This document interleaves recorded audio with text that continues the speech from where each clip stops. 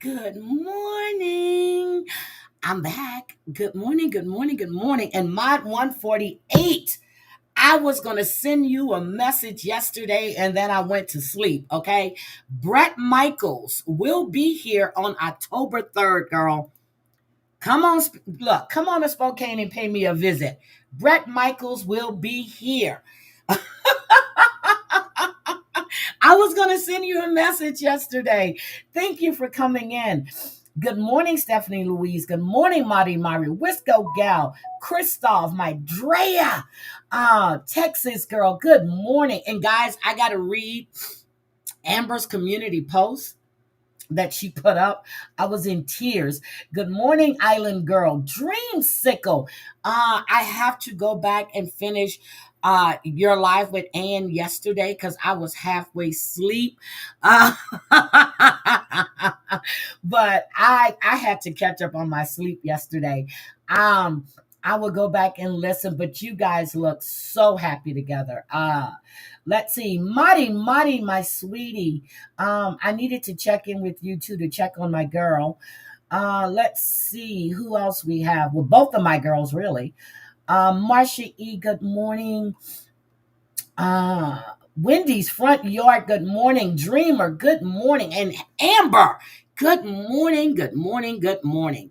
So, guys, Amber did a post. Scotland, baby, thank you. Good morning. I put up a goal. You know it's Sunday. Okay, I put up a goal on Sunday. Anna Collins, I'm listening. Welcome from Ireland. And oh my God, Anna. Anna, let me tell you, and you think I'm kidding. I've said this for so many years. The trip that I really want to take and I haven't gotten to do it yet is backpacking across Ireland. That is one trip that I want to do. I used to belong to a travel group when I lived on the East Coast, and that was one of the trips. And then when they were going, I was moving from the East Coast. I really want to go backpacking across Ireland. I think it is beautiful there. But welcome in. I appreciate you being here. Um, let's see. Not my real name, girl. Hi, Heidi and Tate. Lovely to catch you live, Heidi. Hope all is well. And guess what? I'm not even sick. Good morning, Ghostface. Yeah, Amber's cat is just adorable. Let's see. Who else do we have? I just want to make sure I got everybody. So, Amber did a post, and guys, I'm serious. I was in tears. I was in tears. So, I'm just I'm just like, what the fuck? So let's go to Amber's post real quick. Hold on a second. Let me share my screen. I had it on my phone, but I want you guys to actually read it yourselves too. And there, oh my God, look at this. Oh my goodness. Amber, gorgeous. Is that the dog that you're babysitting? That's not your dog, is it? No, that's not your dog. Okay, so let's go to her post. Y'all, I'm serious. So when I saw, she sent me this, and I was like, what the fuck? So I start reading, right? It says, well, y'all, tomorrow's moving day. Where's the old bum gonna go? We have lots to talk about tomorrow. Doxer, real lifers, and bums. Oh my. Will she be out by then into her new fabulous home in another state on a corner lot with 2 whole acres of land with no bills? Will her furniture business finally take off while she uses that fabulous she shed in the backyard so she can pay her rent consistently and not have to beg, borrow, cheat, or kill? She'll never be hungry again. I can't. I can't. Frankly, I mean, we don't really give a damn. I'm just like, what the fuck? But in true commentary purposes, we will be following along and giving our opinions on your life and how you choose to move along through it. That's simply what we do. And then she says, we'll be covering Ginny Jin Jin. And Paige Noel gives hell, going real life again. And reading a FOIA of Michelle and Mike's fight and charges. Definitely talking about JJJ showing Michelle's full address on her screen last night, but then denying it. So much to discuss. Trigger warning is needed. I can't. I just can't. I can't. I can't. I really can't. Now, I listen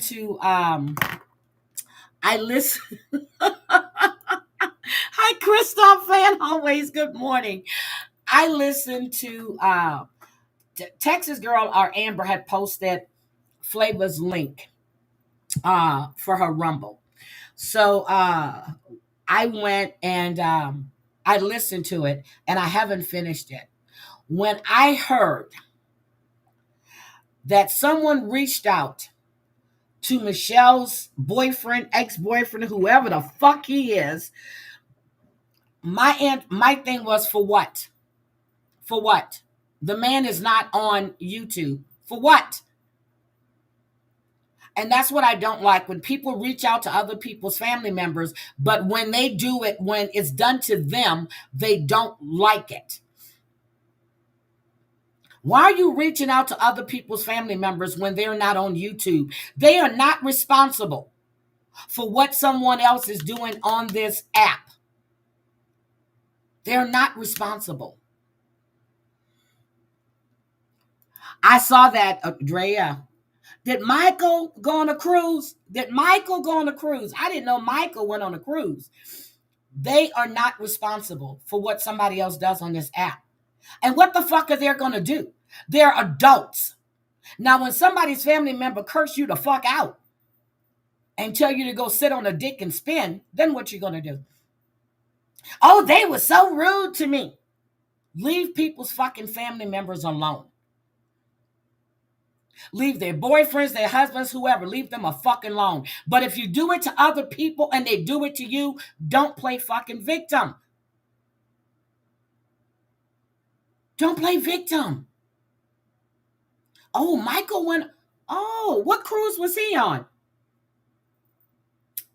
Don't play victim when it's done to you. You reap what you sow. Girl, don't tell nobody. See, we were trying to keep it a secret.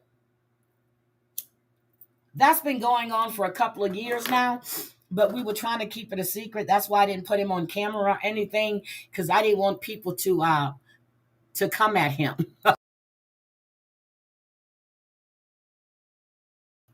I didn't want people to come at him because, you know, oh, he was on Carnival. Oh, okay. No, he and I wasn't. No, no. The ones crying victim are the ones who do it. That's it. That's exactly it. That's exactly it. Um, and I don't know where Jen is, but I caught some of Jen's live she did yesterday, this morning. And Jen, I'm gonna tell you right now that you're being hypocritical, because the same thing that you accuse Amzy and the B of doing with reading your chat and doing all of you were doing the same thing. So I couldn't listen. I could not listen because you were doing the same thing. Ah, ah. Angela can find me.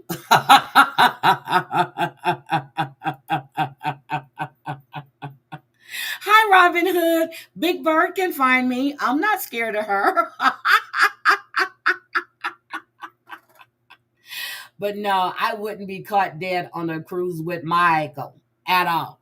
If I saw him on a cruise, I wouldn't I would go the other way. Hi, Robin Hood. Welcome to the chat. Welcome to the live. But no, I was listening to this and I'm just like, it's the same shit. I can go away for 2 years and I guarantee I'll come back and it'll be the same shit.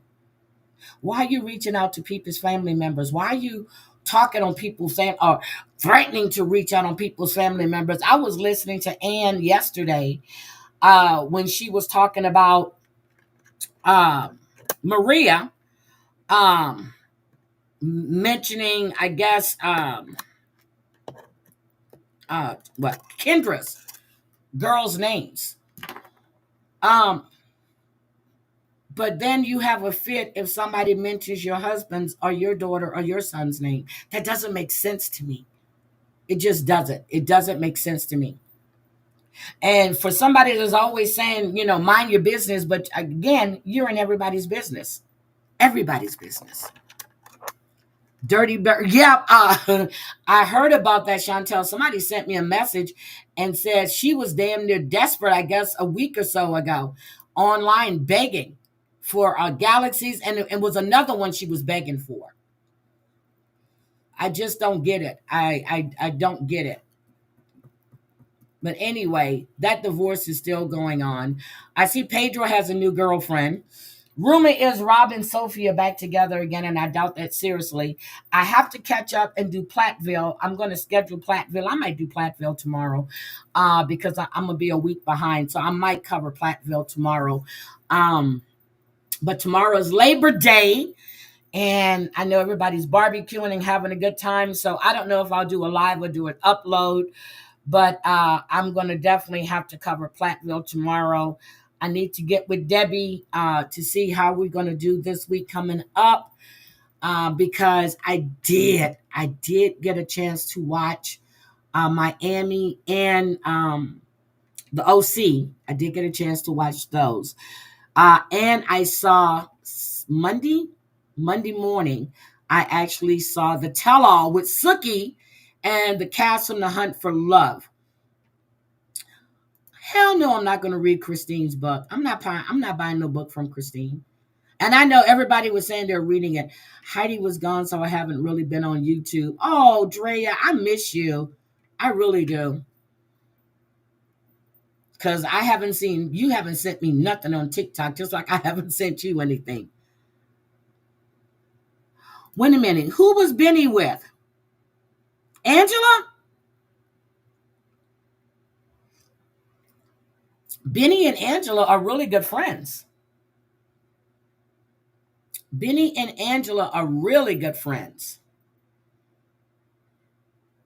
Sookie did an absolutely great job. Robin, I hope Sookie will be doing all of 90 Day. I really hope she will be doing all of 90 Day. Sookie did a great job. Now, I understand the episode that's coming up, they're going to be showing Rob and Jen and all of their sexual escapades. But that guy, Cole, is a douchebag. Benny, Tim, Cole, and Tyree. Yeah, I saw them. I guess they were shooting a video or something. I was browsing through IG as I was flying. You sent me a TikTok eye candy? You see, I don't get the ticket. Okay, I'm going to have to check it out. And let me tell you another channel that I've been following. Krama Chronicles. She is covering the Sebastian stuff, and she's been going through the stuff that's been going on. I know that Chris did, I guess, a protest outside of the police station with two people. I'm not laughing, but not Chris. Seth did a protest outside the police station, and it was just two people that were on camera that I saw. But she's been covering the Sebastian stuff. Again, Madeline Soto disappeared after him. She's found. Seth, what is it? 18, not Seth. Sebastian, what is it? 18 months now? It'll be 2 years soon. What is it? 18 months? 18 months he's been gone. It's just sad. People have forgotten about that little boy. But my 148, and when I saw Brett Michaels, I said, oh, I need to let her know Brett Michaels will be here.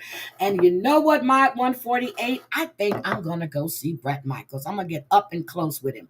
And I saw the picture of you and Jamie. Beautiful picture. Gorgeous picture. Rumor has it Nicole, Danielle, J, Tyree will be on the next Hunt for Love.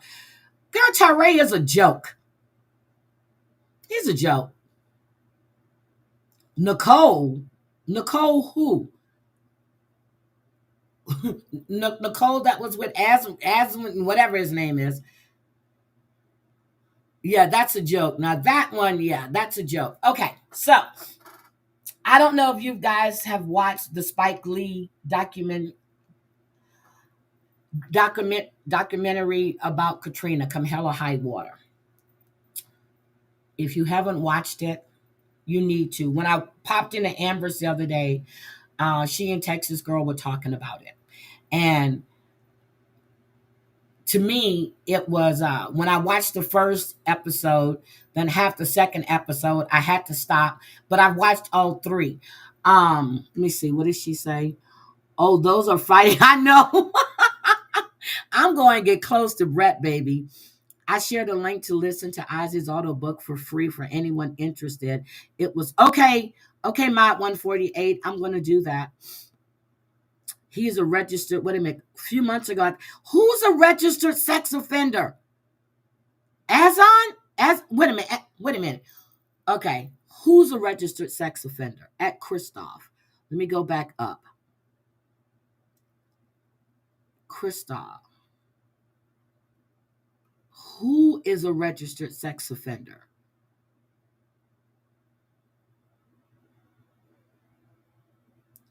Tyree Cole. Who's a registered sex offender? Come on, guys, tell me who. I can't go back and find it. Oh, you're doing a remodel. Okay. George Mossy. Oh, yeah. Him. Who's on a podcast with what's her name? Yeah, he's a registered sex offender. Yes, he's a registered sex offender. Yes, he is. Yes, he is. So now that I'm back, I'm going to get in touch. Hi, Dorit. I'm going to get in touch with Cynthia, and because she told me she was going to start watching Platteville. She said she hears so much about it. So I'll get in touch. I know, I see it. You just told me. Yes, George Mossy is a registered sex offender. Yes, he is. Guys, and I want you to keep Dorit in good spirits. Please uplift my girl. Dorit, how are you feeling today? Yes, he is. Christoph, I've said that before. He's doing a podcast with forgot her name. She said that she'd rather have him than and she's not going to stop having him as her co-host. He is a registered sex offender. Not alleged, registered. Registered. So, um again, I was watching Come Hell or High Water. And I'm gonna tell you, when I got to episode 2, it's 3 episodes, right? I had to stop when they were showing all the dead bodies in the water. When the grandfather had to put his granddaughter on the roof, and then his mother, the granddaughter, fell in the water, and he heard her calling "Papa, Papa," which is what we call our grandfathers down there. I was in tears because my family went through it. My dad went through it. My sister and her mom left just in the nick of time. My other cousins, they were, um, the lower Ninth Ward is Louisa Street, and right over there off of Broad and all that. And that's where the main, that's where Zulu actually finishes his parades at. He's always finished at the end of the bridge, that big bridge that goes across. Lower Ninth Ward. When I tell you that was underwater, it was underwater. Everybody was saying Katrina did it. We said it. My uncle said it way back when. They blew the levees. Lake Pontchartrain, all that stuff back there. My aunt had just built her home in Gentilly. Nice neighborhood, no flooding. They have never had flooding. That whole neighborhood was washed out. She went to Maryland. When she got the insurance money, it was like a year or two, maybe a year and a half, 2 years.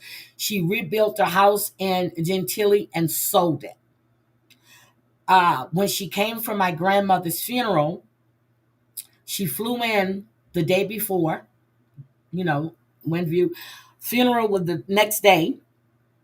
Um, After the funeral, she flew out.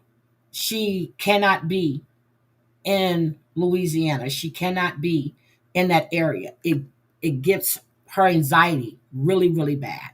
Hi, Sweets and Beyond. So I was oh, you had a flood. Oh my God. I didn't know that. Hi, T Love.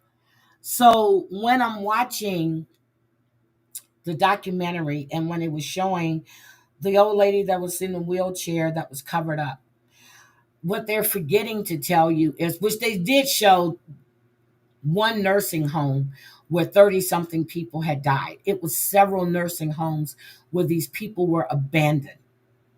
There were prisons where the jail flooded out, inmates drowned. They don't show you that.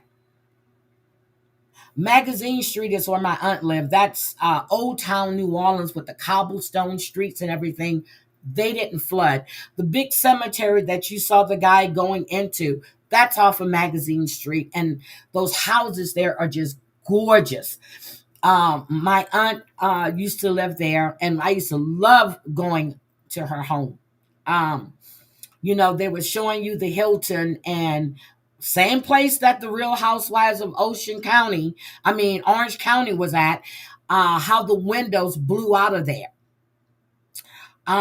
They were showing you all of this stuff, but what they weren't showing is how the bodies that hadn't been entombed for that long had floated out.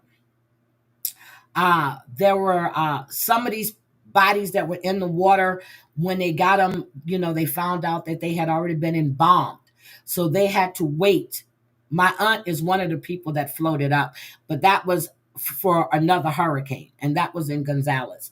So you really need to watch it, pay attention to it. And I went there. I asked my sister, so when did I come? When did I go down there? Uh, After Katrina, she says, I don't know, 4 or 5 months later. She said maybe 6. I'm not sure. And when I went down there, the devastation was still there. They did talk to you about the regentrification and about how, like I told you before, the people that were in Lafitte projects, St. Bernard projects, what was the other one?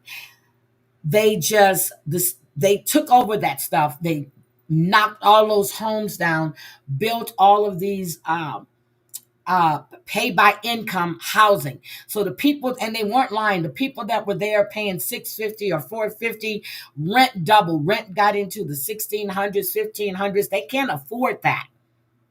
When you go down to New Orleans, you see a lot of homeless people, the same way you see when you go from San Francisco to Oakland, people laying all in tents and everything else.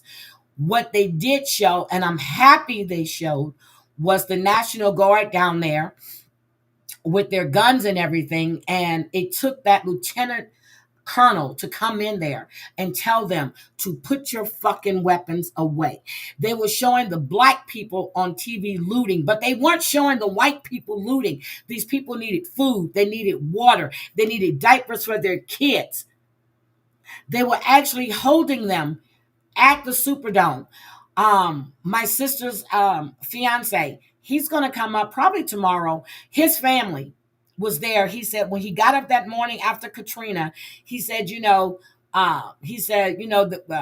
was a lot of trees and stuff down. He said, so he laid back down.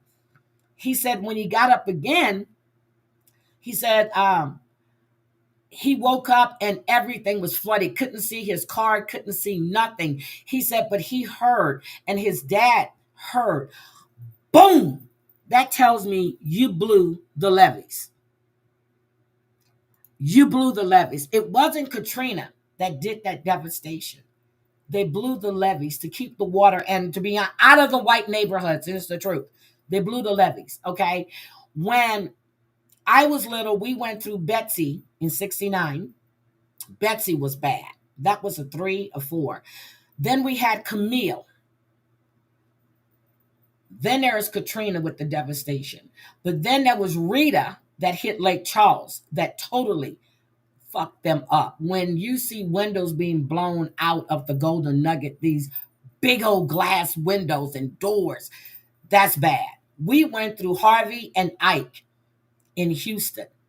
That was bad. But the levees are there. When I used to tell you guys, we used to go fishing, we used to do bonfires on the levees and stuff. And when they were picking up people in the helicopters, honestly, I was glued trying to see if I saw some footage of my dad being taken in a helicopter. We laughed about that yesterday, how he complained about the helicopters was so dirty and his white t-shirt got filthy. Yep, they blew them before. Exactly. I'm telling you, my sister said she can't do it. She can't watch it. She lived it. Yep, there was a lot of people. And even when they got him at the Astrodome, my uncle had came to me, him and his girlfriend came because they were, it took them about 18 hours to get to Houston from Louisiana, which is from where they are, which is a 5-hour drive, because they didn't have gas. So of course, my uncle's going to have gas because he always prepared. So when they found her father and her stepmom and I guess her sister, they were at the Astrodome. I was in my bathroom taking a bath when they came back. You know, I was in my tub soaking. All of a sudden, this man comes walking in to my bathroom. And I'm like, what the? I jumped up. I ran out the bathroom, ran through my room, went to the, I said, who is that in my bathroom? And they were laughing. He was like, oh, it's her dad here to go to the bath. I said, there was another bathroom. I said, and they said, well, somebody was in the other one in the half one. I was like, and I'm looking around. I'm like, where all these people came from? So my uncle, he was like, he'll be okay. So I had to go to the bathroom. So I'm standing there with a towel wrapped around me, bubble still on my shoulder. And I'm like, could somebody go get him out of my bathroom? So my fiance goes to the back. He was like, he's in your tub. I said, what do you mean he's in my tub? He goes, he's in your tub. The stench was so bad. They had to take their clothes. They took them in a garage so they can, they went to Walmart and got him some stuff. All the clothes that they took off, I gave them towels and stuff to wrap up in because they had to take shot. It was so bad. They had been in the dome for like 3 days, but they had been in a Superdome for almost a week and a half, 2 weeks with no baths, no showers, no nothing. It was, the stench was so bad. When that man got out of my tub, I went in my bathroom and I just screamed. My tub was black. He went in, it was clean. I said, oh my God, oh my God, oh my God. I said, I can't take the smell. I started lighting candles. It was that bad. So can you imagine all of these people that were there and locked up and couldn't get out? So it's just crazy to watch this shit and to watch it. And they're not lying about them firing the teachers. But a lot of the cops that were there, some of the cops left with their families. So they were really low on the police force because some of these cops escorted their families. I mean, they really had no cops to say there because a lot of these men and EMTs, they left with their families. I was happy to find out about the guy that did the shooting because that was all on the news. When he shot the black guy, he went to jail for 15 years. But, you know, so I watched it, but I had to stop. Bye, Marty. Marty, have a good one. Pray for me. So if you haven't watched From Hell to High Water, please watch it. It's on Netflix. And I think they did a great job. And they took people actually were filming themselves. Hi, Gamecock Jenny. So Spike Lee did a really, really good job on that. He really did. My sister, not my sister, somebody I was talking to said that they didn't know that Wendell Pierce was from Louisiana. I said, yes. I said, he's from the Lake Pontchartrain area. There's a lot of musicians and actors that are from there that people just, but yeah, and I was waiting to see, I didn't see Lil Wayne doing anything. I didn't see Master P doing anything. I didn't see half of these people doing anything. Juvenile, I didn't see none of them. doing anything for their NOLA, the way they're bragging about it. So anyway, I wanted to talk about that for a minute, but let's get to Jake Harrow and Betsy. I found something that was quite interesting to me. Spike Lee is amazing. Some of his documentaries are not that amazing. Some of them are not that amazing at all. This one, I think he did a really, really good job. He had stuff to work with. Oh, it was you, Amber. Thank you. I couldn't remember. Harry Connick, his dad, Harry Connick Sr., they all from down there. You had Branford Marcellus, you had his dad. Yeah. Okay, Amber. I thought it was I was like, no, my sister would know that. So yeah, but if you haven't had a chance to watch, and we discussed Harry Connick and them when he went to the Astrodome when I was talking to Amber yesterday, and they were up there over where what the where they're calling the games at and where the VP sit, and they decided to go down and mingle among their people. But what did come out when I did see Brad Pitt when he went down there and he was going to do all of this stuff with the housing, I said right there, I said, this is for the media. I said, this is all media step. It's for the media. It's show. Then you find out about all the people that built these houses and the issues that they're having. And now they're telling you to make it right. When I was down, when my dad had the heart attack and he had to have the double bypass surgery, I saw all the plaques down there that they're showing you now. It's historic. Lower Ninth, they have put landmarks up. But the French Quarter, like I told you before, the French Quarter was not touched.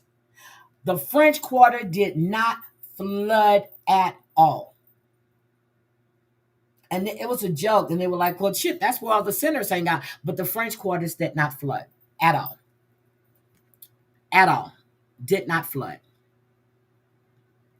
Isn't that where Dee Dee and Gypsy got their house? Yeah, and that's where they left after Katrina. Yes. Mm-hmm. Yes. No, it's not similar to counties. So you have St. James Parish, St. Bernard Parish. See, Louisiana have parishes. They have 64 parishes. Other places have counties. Louisiana has parishes. I think it's 64 and all. But like Houston, 3rd Ward, 4th Ward, 5th Ward, like my sister is, they were 7th Ward because it was off of, it was London Avenue. Then they changed it. Oh my God, what's the French name of the, oh shit. And I know it. But 7th Ward, 9th Ward, 17th Ward, 14th Ward. That'll be like Lake Pontchartrain area, 13th Ward. Then you have East Bank, West Bank. So that's over the river south. Hi, Aesops. How are you? So, hi, Sweet Potato. But yeah, so they have parishes. They don't have counties. I'm from St. John. Well, we moved to St. John Parish. So you have Orleans Parish, St. James, all these parishes. It's 64 parishes is what they have. But I would just hold on, let me make sure I'm not lying about that. So I got to remember my shit in New Orleans. I think we have total of 64 parishes. Hold on. How many parishes does Louisiana have? 64 parishes. Louisiana has 64 parishes which serve the same governmental function as counties in other states. The term parish was adopted from the original church boundaries. And that's what it was. You had St. Bernard, which is St. Bernard Church. St. Peter's has St. Peter's Church. Church boundaries was officially recognized by the Louisiana Territorial Legislature in 1807, making it a unique system compared to the counties found in most states. So we have parishes, and they're French and Spanish. So I didn't forget that. I did not forget that. So that's what we have there. So they serve as counties. And if you're down in Louisiana and when people say corner, that's the way they speak. It's corner, but they say corner. When we moved to Texas, they would laugh at that Louisiana accent that we had, uh, which I don't have it now anymore. My sister still do, my brother does, but I lived on the East Coast for so many years. I lost that accent. I remember calling my grandmother one day. She said, "Who is this?" I said, "It's your granddaughter." Louisiana is different. And there's one thing they did say in this documentary.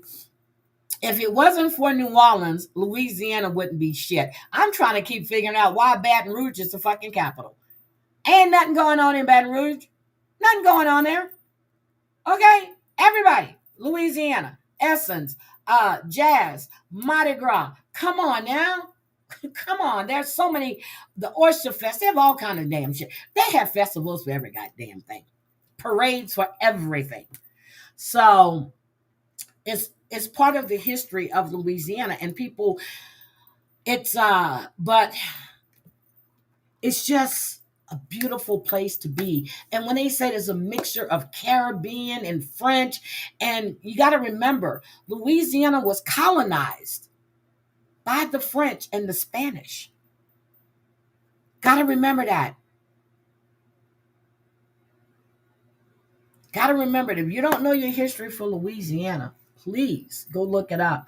And most of you don't see that many. Well, when I was growing up, you didn't see that many Baptist churches because it was like Baptist.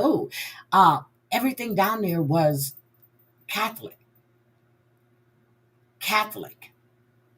So I'm trying to remember, when did we? 1812. I just found it. I was looking. I wanted to see. Louisiana joined statehood in 1812. I couldn't remember. I know it was in the 1800s. So again, if you don't know your history of Louisiana, I'm going to give you this one. This one is Southern Living. It brings you to current day. That is the history for Louisiana. All right. Now, let's get into baby Emanuel. But Bryan Vasquez, speaking to my sister yesterday, we were on the phone for 2.5 hours because I hadn't talked to her since I was gone. So 2.5 hours.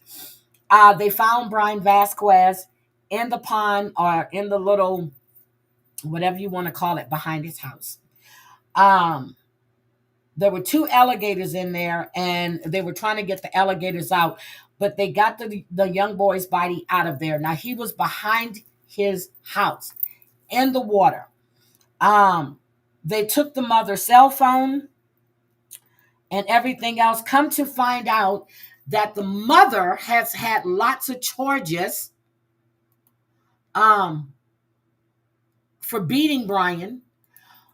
She was beating this little boy all the time. And for right now, they just took her phone to go through it. Let me share this with you before I get to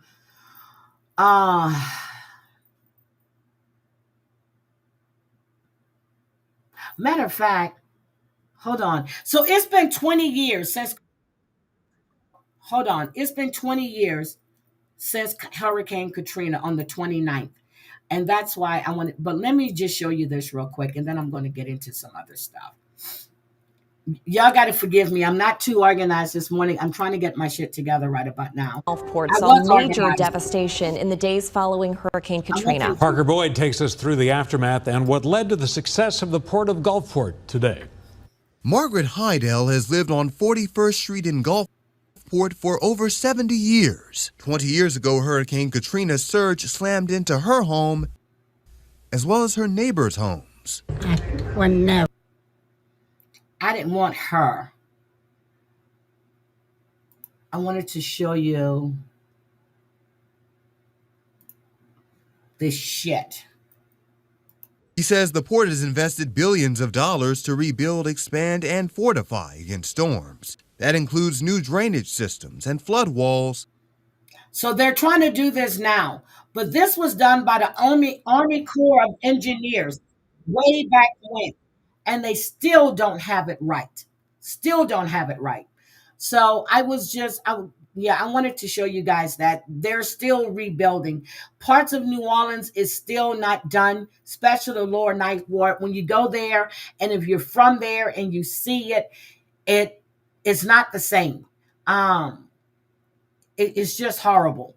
So let's look at Bryan real quick. Let me take this down.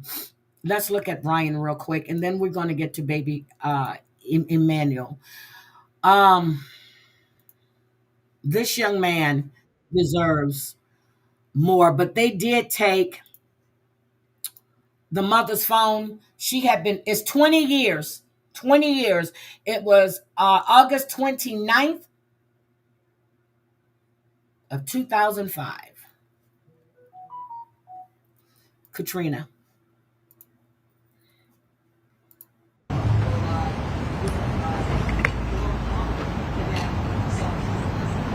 Well, this is about Bryan, but this one is long.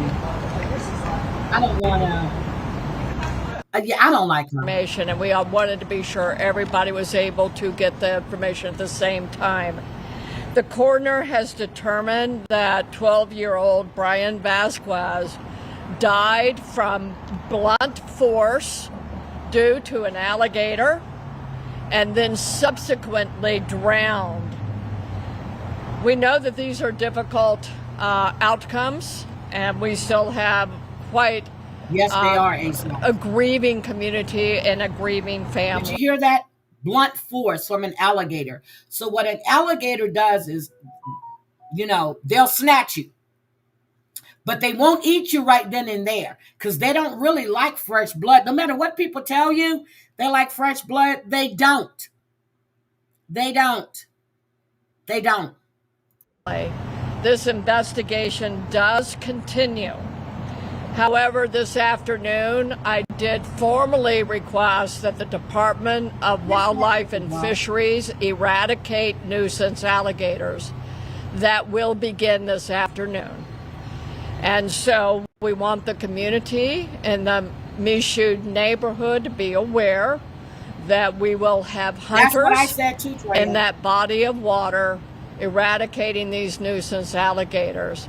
We will have an NOPD presence just to make sure that people understood what was. Now, you remember when my sister and them were back there searching, when they saw the tire tracks and everything? That's exactly where they found that little boy, right in that marsh behind that house. She said she moved there because he was getting out of the other house. But this, she said she moved there because there was a gate. Girl, that boy can jump over that little gate. She says that she thought somehow he got out the house when the father of the other child came to pick up his son and take him to school. Now, the sister that was in the room with him is like 9-10 years old. Why wasn't she up for school? That whole story just don't ring truth. Channel 8 did an in-depth on her, and I'm trying to find it. When they found out that this woman had several charges. Profoundly sad day on that for some closure. The NOPD says come on. A body believed to be 12-year-old Bryan Vasquez's was pulled from a lagoon in his New Orleans East neighborhood. Remember, if y'all didn't see my sister's video on her channel, she was back there and they had them to leave. And when they saw all of that, that's where they found his body. This morning. Good evening, I'm John Snell. And I'm Meg Gatto. The nonverbal boy was missing more than a week without his medication. Chris Welty reports police now shift their investigation into how the boy died. Nearly 2 weeks after 12-year-old Bryan Vasquez went missing, police swarmed his New Orleans East neighborhood early Tuesday morning. The United Cajun Navy says one of their thermal drones detected the boy's body. There are many people grieving, And they including kept flying the drones over there to keep the alligators away from the body so they can get to him. They kept flying the drones to distract the alligator so they can get in the water to get that young man. the family. According to NOPD, Bryan's body was discovered about 200 yards away from where he possibly entered the lagoon near his home. State troopers as well as NOPD and federal partners walked door to door searching for video and any other clues. The United Cajun Navy says since Bryan went missing more than a week ago, volunteers with their organization brought in canines from out of state as well as boats with sonar to canvass the area for him. We knew that the dogs were hitting in several areas. We just never could recover, and we knew that time That's was where getting those dogs hit at the first time. They brought another dog in, and after that search party, and that's what they found. the point that, we may be able to find him. Todd Terrell with the United Cajun Navy says the lagoon was stagnant, which possibly kept Bryan's body close to where he likely went in. We told the mother that we were going to stay here until we thought that we needed to go home.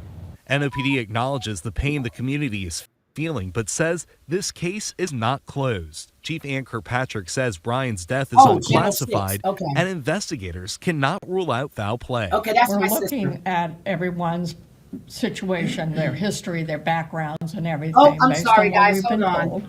And so that's When I why take it off the all screen, facts have hold to on, be put it's into kind of context, fixed. but there is no suspect. Okay, circumstances is what we have now. The Orleans Parish coroner will conduct an autopsy to determine the exact cause of death. Kirkpatrick says the NOPD is also investigating the department's response time. I think the death of Bryan is a failure. I think it is. And as I said, we're going to look at everything. I mean, everything. Everything. And within the last few minutes, the NOPD confirms a warrant was served on a phone in connection to this His case. mother's phone. NOPD did not say whose phone that warrant was served on. His Also, mother's NOPD phone. says that the Department of Children and Family Services is conducting its own investigation. NOPD is asking anyone with information on Bryan Vasquez to call 911 or to submit an anonymous tip via Crime Stoppers. Okay, I have it. Let me share this with you real quick. I have the thing they did on the mom.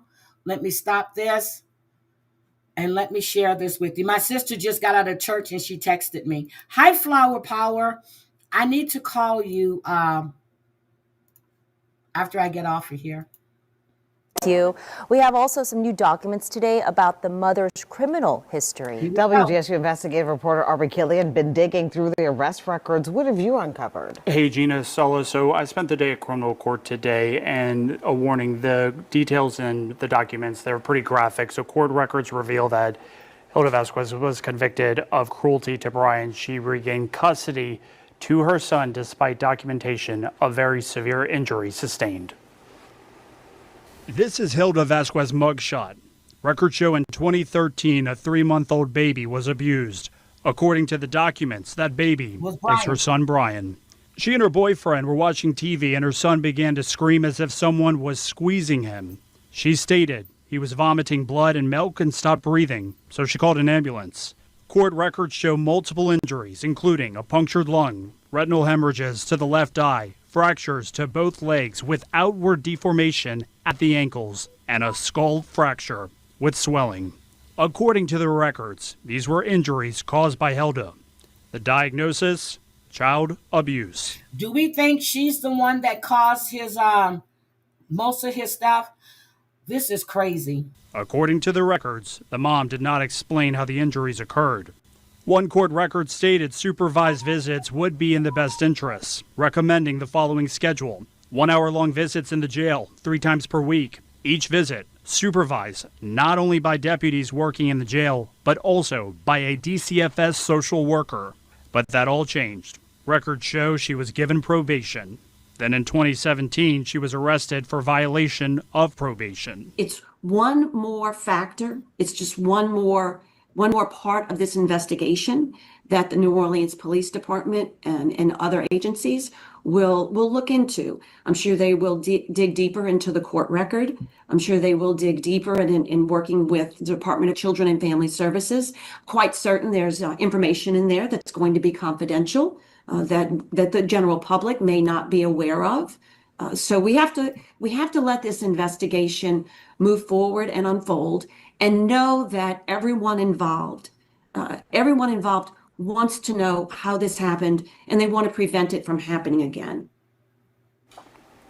So the family says the mother is a victim of domestic violence, which they claim is connected to that abuse crime, but that information is not listed in the documents. DCFS and the Orleans Public Defender's Office not commenting. Sola, back to you. Aubrey, thank you. Our investigation. So did we hear what she did to that baby? Okay, let's listen again. Hilda Vasquez mugshot. Records show in 2013 a 3-month-old baby was abused. According to the documents, that baby is her son Bryan. She and her boyfriend were watching TV and her son began to scream as if someone was squeezing him. She stated he was vomiting blood and milk and stopped breathing, so she called an ambulance. Court records show multiple injuries, including a punctured lung, retinal hemorrhages to the left eye, fractures to both legs with outward deformation at the ankles, and a skull fracture with swelling. According to the records, these were injuries caused by Hilda. The diagnosis, child abuse. According to the record, 3 months old. 3-month-old baby. This is going to bring us into Jake.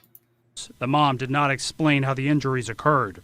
One court record stated supervised visits would be in the best interests, recommending the following schedule: 1-hour-long visits in the jail 3 times per week. Each visit supervised not only by deputies working in the jail, but also by a DCFS social worker. But that all changed. Records show she was given probation. Then in 2017, she was arrested for violation of probation. It's one more factor. It's just one. Here's the thing. People have been following this lady on TikTok. Her name is Gabby. It's a twin, it's twins. Gabby's son was taken. Cam was taken. And my understanding is Gabby has this child back. CPS wrote this up saying the child had been abused and neglected. And the fact that she spends 17 plus hours on TikTok and ignores this child, and she keeps saying the child is nonverbal when the child is verbal. Hey, sissy. This is reminding me when I heard about this and the fact that supposedly Gabby has her son back.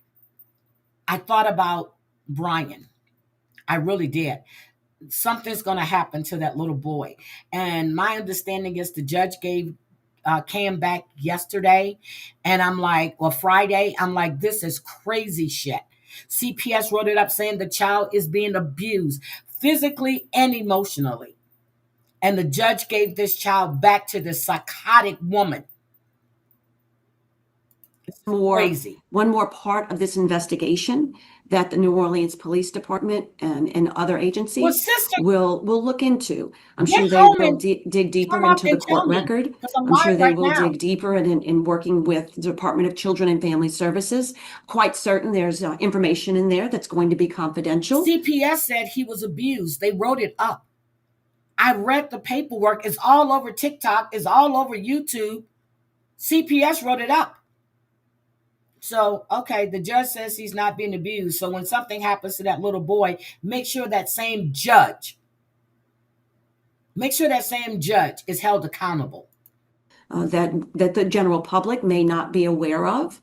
So we have to let this investigation move forward and unfold, and know that everyone involved, failure, correct. Everyone involved wants to know how this happened, and they want to prevent it from happening again.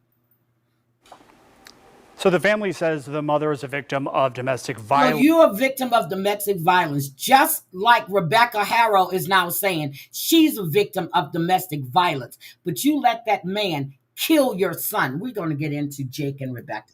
Which they claim is connected to that abuse crime, but that information is not listed in the documents.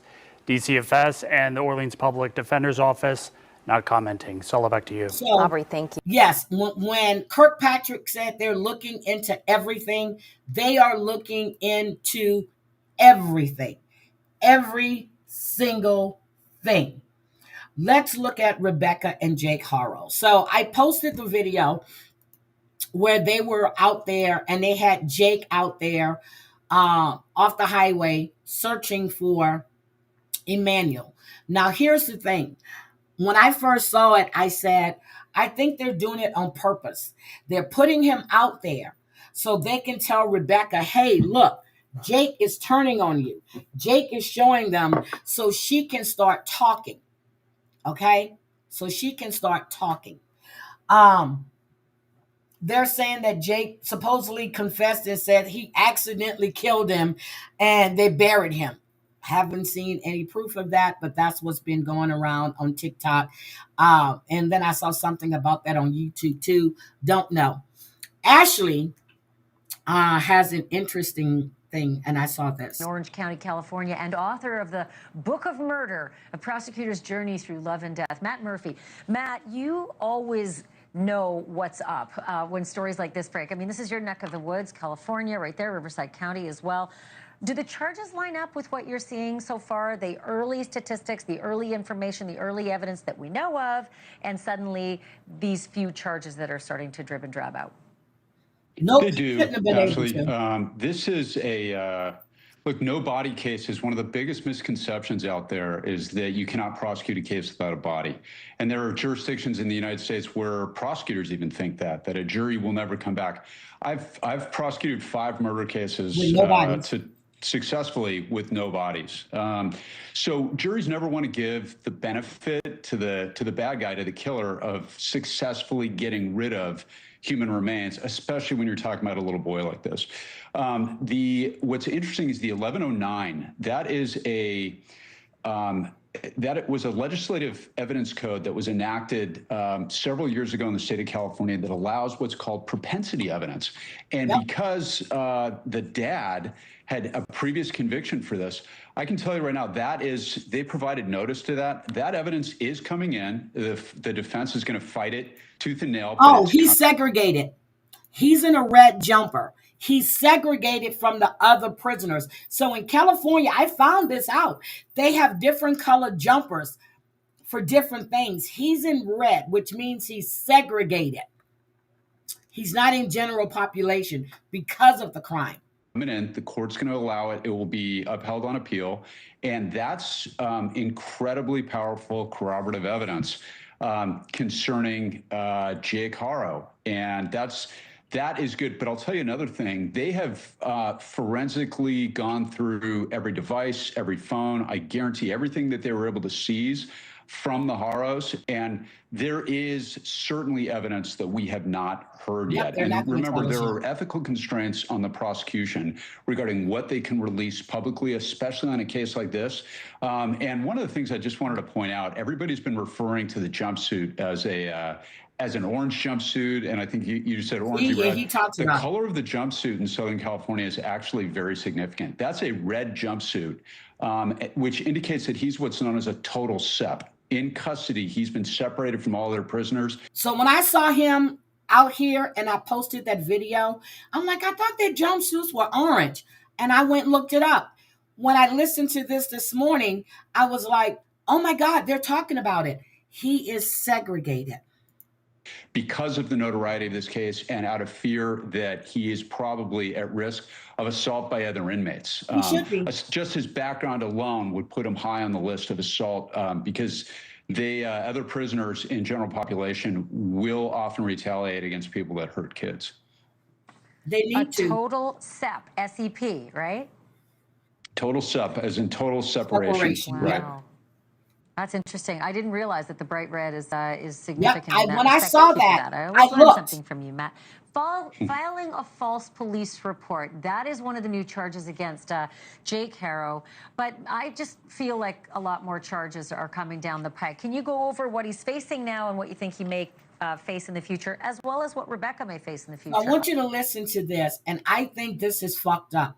This should be first-degree murder. But right now, it's at second degree. And I'm like, no, they need to up those charges. Other than murder. Well, that's one of the tough things about California, and you and I discussed this on your pod yesterday. The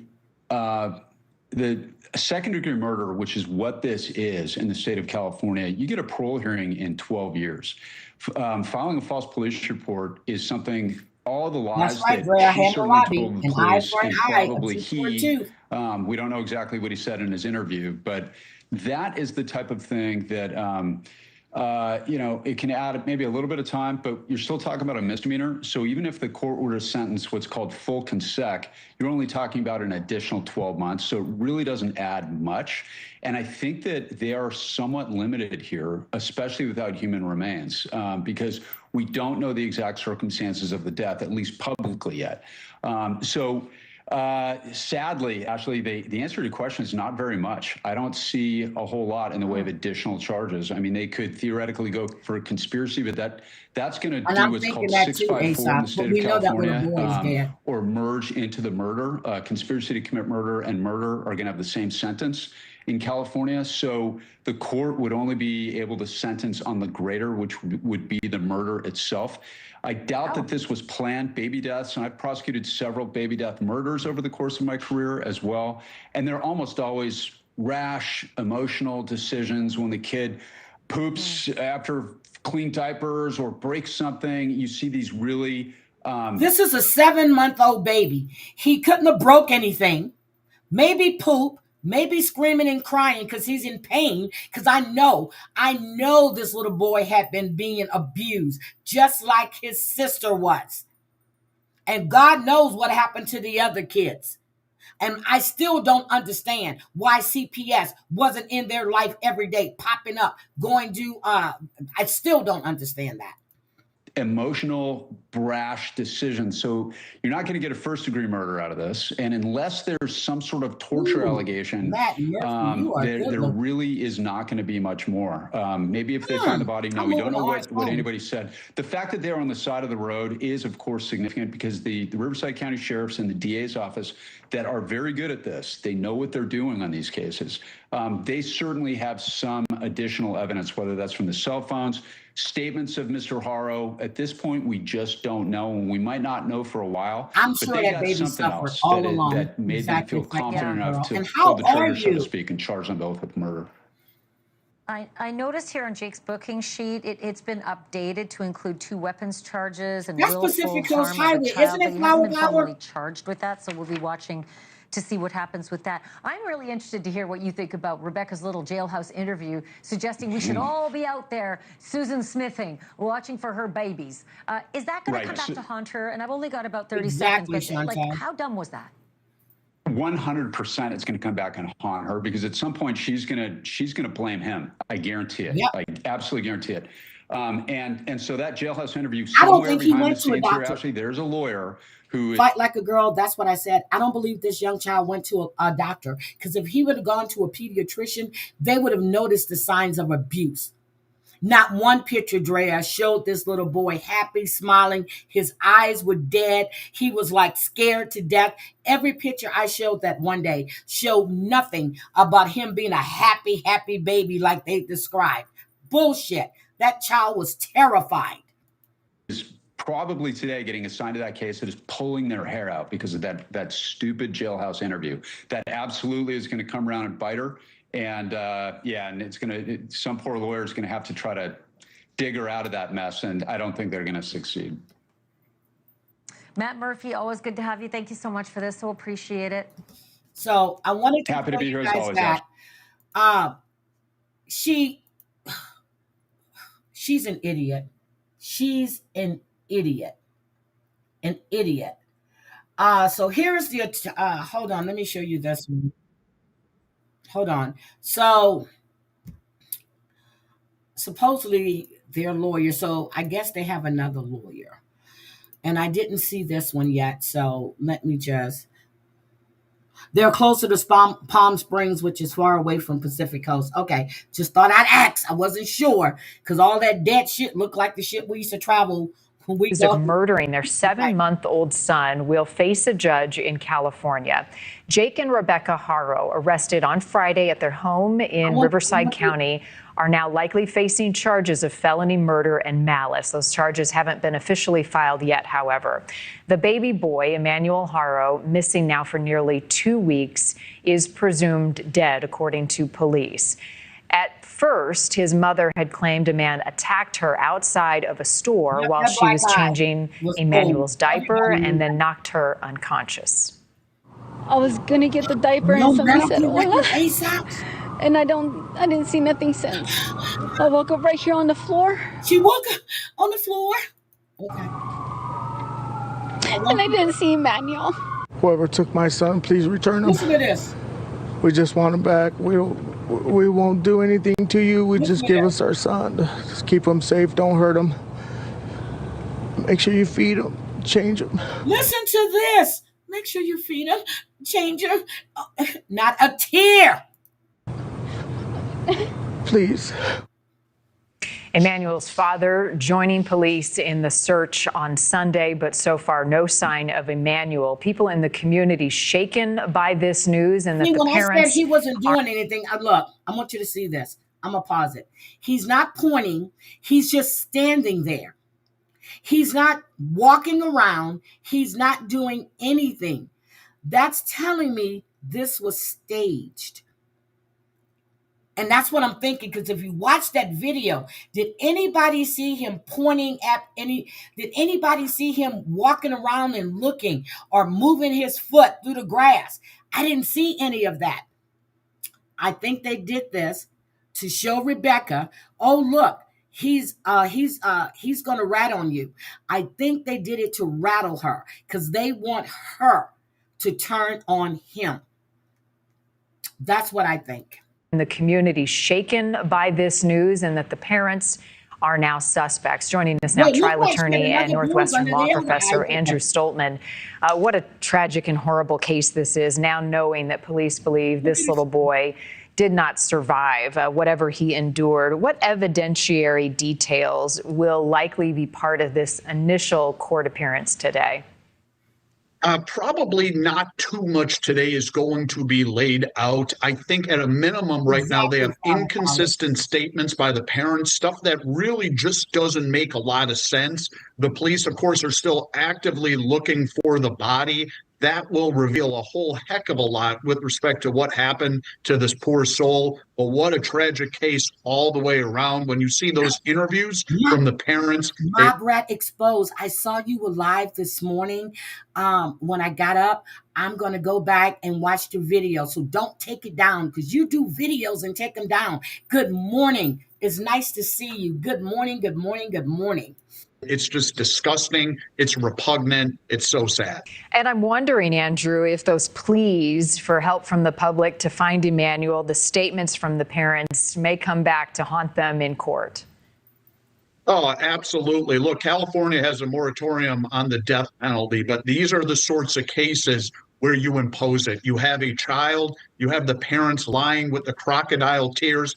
And look, we don't know precisely. MRE, I want to ask you a question too. Have you discussed the Sammy Gravano shit with him supposedly doing that, pulling out his wee-wee and whacking off in front of these girls and all this crazy shit? I've been trying to find something on that.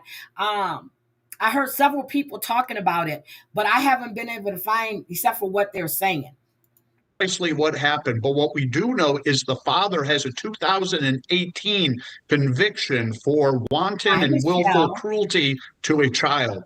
I don't think these are particularly good human beings.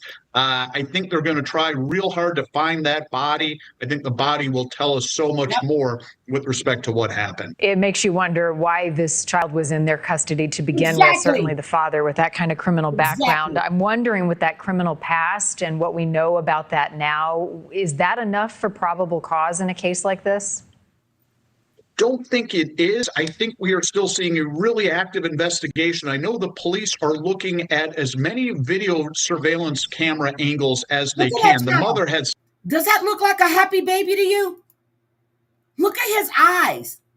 Does that child look like he's happy to you? Does anything in here says, oh, that's a happy baby? Such a ridiculous story that didn't pass the red face test. She, of course, claimed that she got hit over the head and was rendered unconscious. She said she got punched in the eye. She turned around. Somebody said, hola. She turned around and boom, she hit the floor.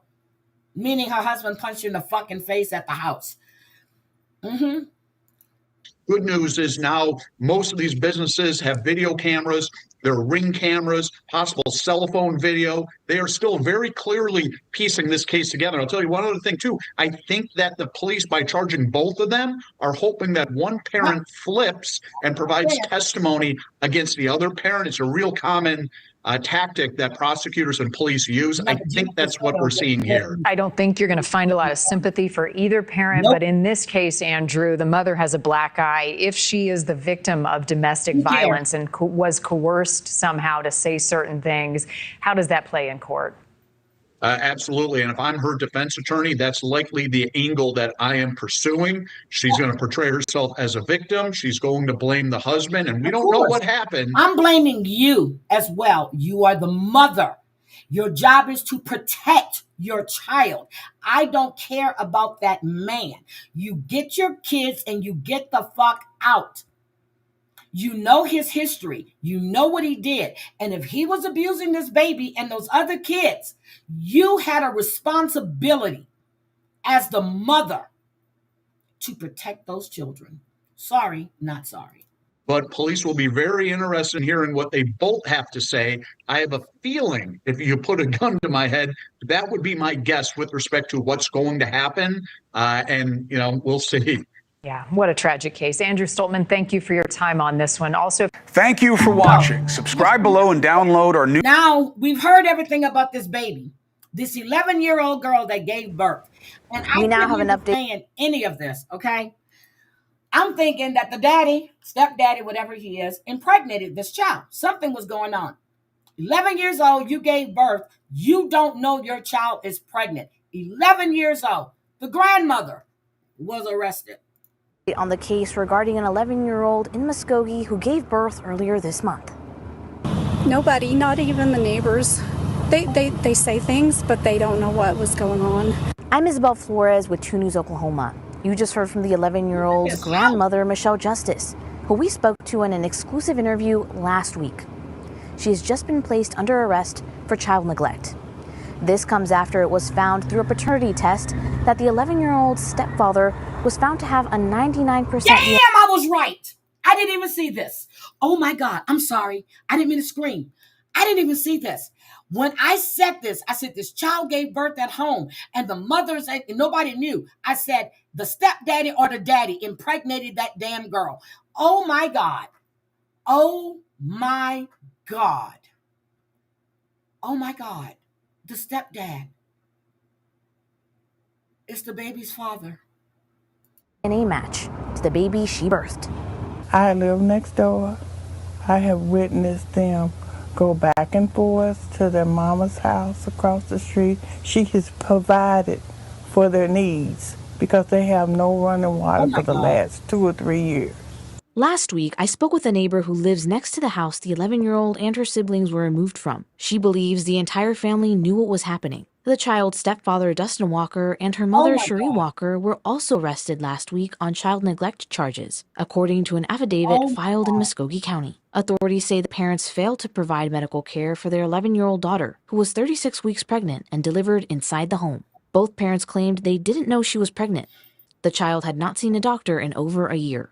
The district attorney's office confirmed Justice faces 6 counts of child neglect. The affidavit states Justice lived across the street from her granddaughter, saw her almost daily, and was in regular contact, including the day she gave birth. It also states Justice cared for 5 other children in the same home, but failed to report the pregnancy. I think Grandma thought she was doing what was right to help those kids.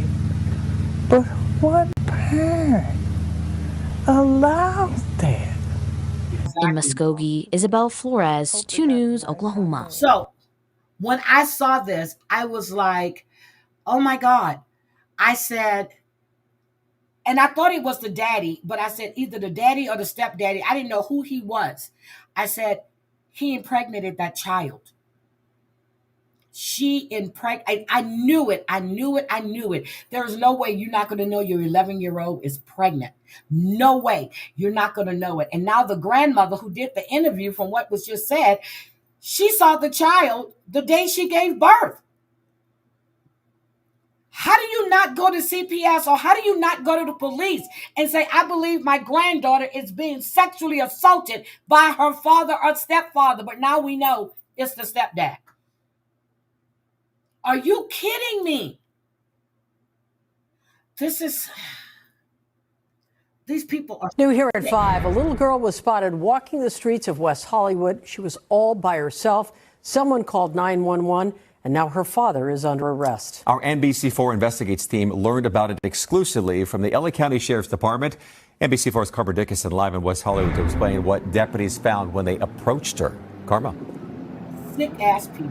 Yes, we're right here along Orange Grove Avenue where that little 5-year-old girl turned up, according to neighbors, looking like she needed help. Now, this is a street that is just north of Santa Monica Boulevard, so a pretty impacted area, but it's a quiet residential street. It was about 11 o'clock Wednesday morning when deputies got that call. Essentially, someone called 911 to report that a 5-year-old girl was walking around asking for food. Authorities say they found concerning marks on that little girl's neck and other parts of her body that didn't look like they came from a hand. Neighbors described them to us as lacerations that looked like they were infected. Now, authorities tracked down a man who identified himself as the little girl's father. They arrested Cody Jeffries, accusing him of felony corporal injury of a child and neglect. Some neighbors say they watched it all unfold.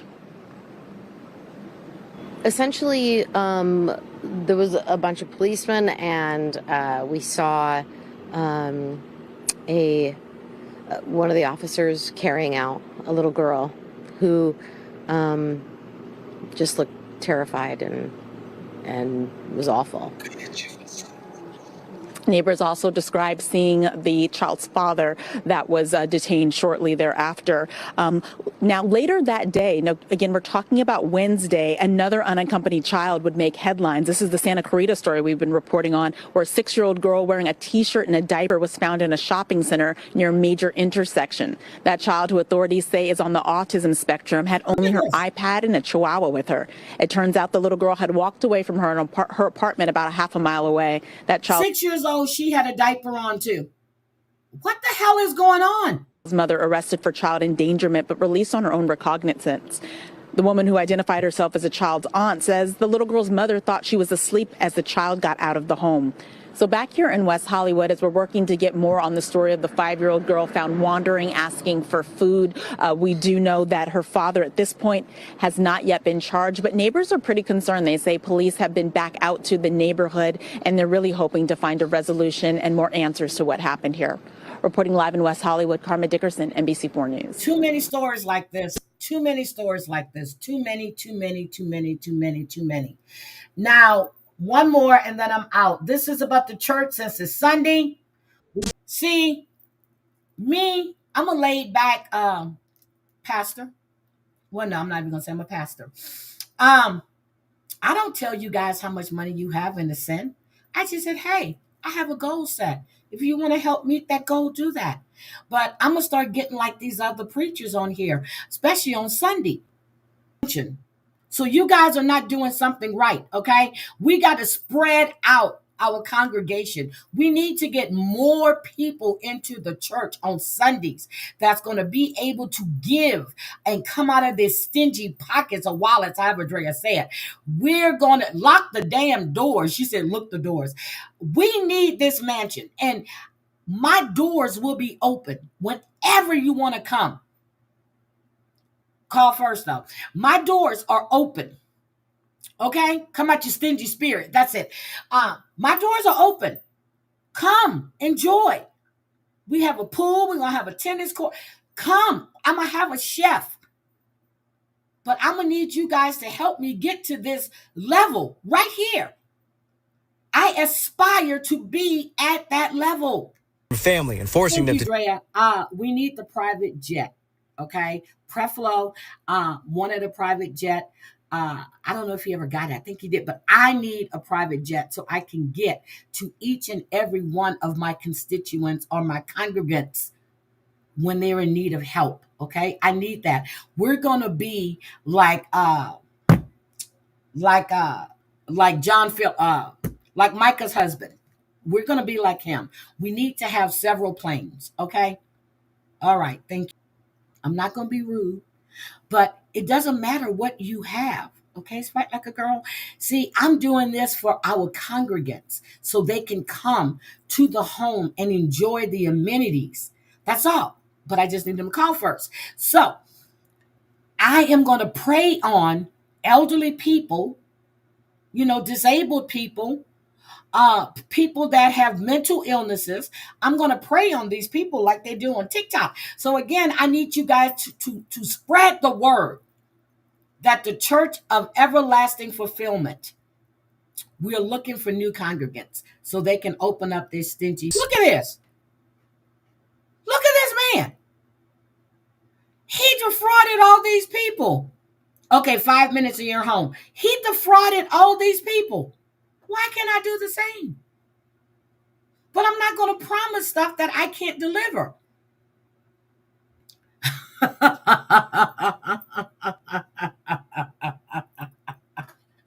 I am, and for everybody that's in the congregant that's here today, the congregation, you're all baptized. See how that is, girl. These people, I hope it's not true, but if it is, he that deserves picture of him right there. That is not the same man we just saw right there. Look at this. I don't know. Look at this. He bald right here. That picture. Look at this. This is crazy. Happening in their backyards. I hope it's not true, but if it is, he deserves Hope everything. is not true. It's true. The kingdom of God. He had the nerve to say the kingdom of God. Is that his house? Is that the inside of his house? Is that the inside of his house? Or is that the church? Did you see that mansion he lives in? Oh, it has to be older than that. I think that looks like airbrushing with the hair. Look at this. Are we kidding me? Quite a lot. Aaron, thank you. So I've learned through sources. Let me just stop.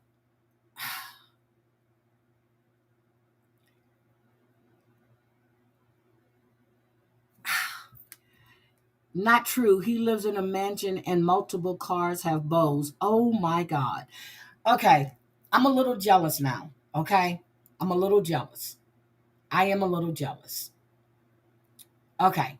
This is the one where they're talking about Jake saying he accidentally killed baby Emanuel. So let's listen. Hi, Wedding Cake. That Jake Haro, baby Wait a minute. Emanuel's father, told. This guy has been in trouble before. The old deposition is available on YouTube and it's bonkers. Really? Wedding Cake, where at on YouTube? Do you know what channel? And welcome in, Wedding Cake. Told police that he accidentally rolled over in bed. This is what sources are telling me, and accidentally killed baby Emanuel, and then buried baby Emanuel in a place so accidentally rolled over in bed. This is what sources are telling me. Hold on, let's go back.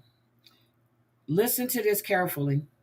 Sources that Jake Haro, baby Emanuel's father, told police that he accidentally rolled over in bed. This is what sources are telling me, and accidentally killed baby Emanuel, and then buried baby Emanuel in a place so that he could go there to grieve him, which obviously made no sense. But when you think back to the weekend, Ashley, when police were out searching with Jake Haro in the jumpsuit, they had him out there. Very unusual to see that right along the freeway there in that area. It lines up with the story from my sources that he had indicated, and he's had a couple of stories, which I'll get into, but with this story that he had indicated to police that he buried baby Emanuel after accidentally killing him.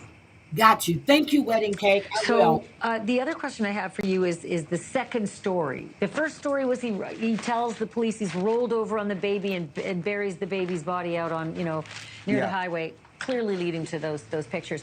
But then there's a second version of Jake Haro speaking in jail. What did you learn about this? Yeah, and this is very interesting.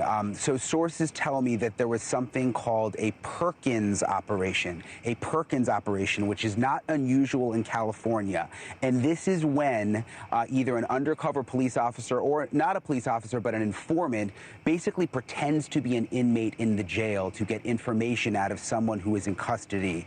And I am told that there was a Perkins operation involving Jake Haro, and as a result of that operation, they got information, the detectives, that Jake Haro had killed baby Emanuel and had put, and it's awful to say, I mean, it's just awful, but had put baby Emanuel into a trash can.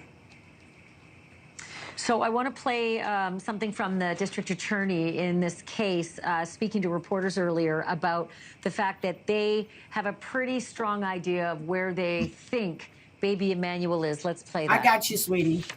We have a pretty strong indication of where the remains of baby Emanuel are. So that investigation is ongoing at this time. The filing in this case reflects our belief that baby Emanuel was abused, a victim of child abuse over time, and that eventually, because of that abuse, he succumbed to those injuries. So two questions there. We have a strong indication of where the remains of baby Emanuel are. How does that square with this story that police say Jake Haro told to, the plant in the jail that I killed the baby and threw the baby in a trash can? Yeah, I mean, look, they must have some other information, because when they're saying that there's been a history of abuse, whether it's information from neighbors or from, who knows, videos or phones or pictures or whatever, where they have now put together a timeline that baby Emanuel was abused over time. But it's also interesting, Ashley, that at that press conference, the DA was specifically asked, did you get a confession out of Jake Haro? And he said no, and he almost seemed mad about it, that they were asking about it, and he said no, which would conflict, you would think, with my reporting. And I just want to tell you, I've double, triple, quadruple checked. I stand by my reporting. I think we're down to semantics here, and in the legal world, a confession, there's a very, very strict definition of that. And I don't know what the DA's definition of confession is when it comes to what he would want it to be in a court of law, but I stand by my reporting when it comes to the Perkins operation and what resulted from that operation, Ashley. It's hard to believe that they can make the statement, we believe that he was subject to abuse over time, and because of that abuse, he succumbed to his injuries. Does anybody know how they can say that, how they know, or how they can profess to know that this baby had been injured many times and thus died from all that sort of collection of injuries? No, I don't know the answer to that. I don't know. There may be more information that they were able to obtain from the operation in the jail that I just don't know about. Or like I said, it's possible that it seems like they've been hard at work, these investigators. I mean, behind the scenes, they may have gotten evidence, again, neighbors, pictures, maybe there's medical records. I'm not sure, but they were very clear in their latest release that they believe that there's evidence of long-term abuse. So now, if they're doing the Perkins operation on Jake Haro, did they do the same thing on Rebecca Haro in her jail cell? Yes, that is what my sources say, that there was another Perkins operation for the mom, but a different outcome. I am told that she has stuck to the same story since the beginning, that there was a kidnapping, that her husband, Jake Haro, would never do anything wrong, that he was a good father, and she hasn't changed her story from what I've been told. Thank you for watching. Subscribe. He said he accidentally rolled over that baby. Does anybody believe that? I don't. They keep changing their stories, and it's getting disgusting. So I looked for what, oh my God. I looked for what Wedding Cake said. This is crazy. Hold on, let me just share my screen with you. Hi, damn it, Mandy. What damn time you showed up? How you doing? Happy Sunday. Look at all this shit on this man. Look at this. $50 million. Look at this.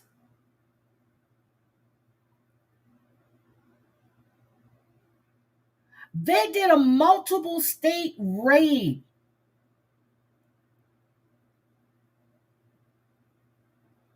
This is crazy. And it's a bunch of religious leaders.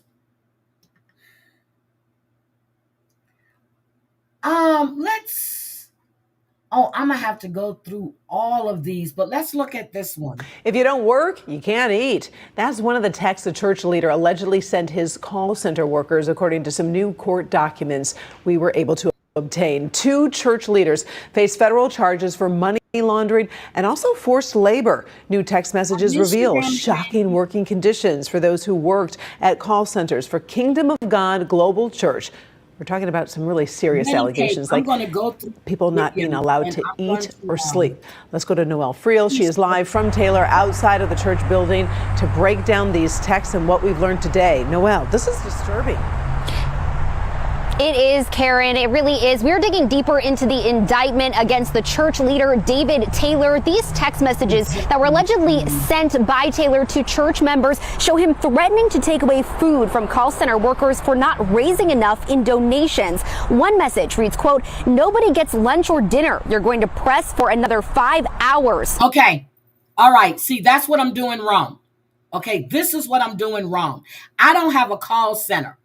And I can't threaten you with no food or no lunch or dinner if you don't raise enough money. So I'm going to need some people to volunteer to do the call center stuff so we can get this money rolling into the church. Okay? Thank you. I need my mansion. I need my Bugatti.